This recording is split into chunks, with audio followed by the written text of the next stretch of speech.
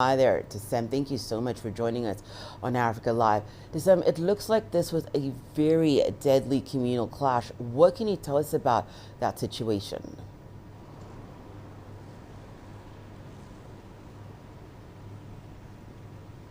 Well, first of all, it's about people.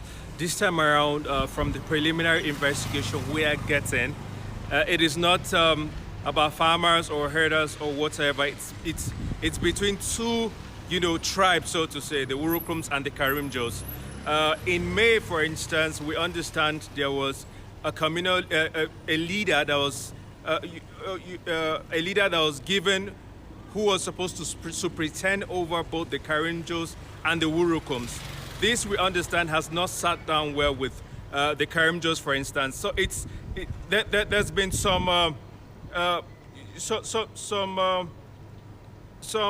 bad blood, so to say, between those both tribes, because both want a leader independently. That's what we're hearing from the locals. But yes, the police in Taraba State say a lot of people have been deployed to the area to keep the peace, because we're hearing that about 50 people, that's not confirmed yet from the police, from locals in the area, that about 50 people have lost their lives. It's a really disturbing situation. But the governor has called for calm, and we're hoping that with the presence of more deployment of security personnel, all will be well in Taraba State. So you've talked about that deployment of security officials, and we're also hearing about this 24-hour curfew on Karim town. What else are you hearing, Sam, authorities are doing to restore calm and preserve security in that area?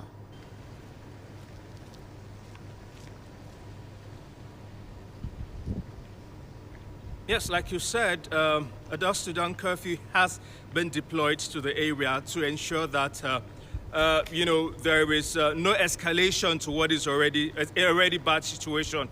But yes, when this kind of times happen, a lot of people go through very, very hard times. So there'll be restriction in movement. Many people will not be able to go to their farms.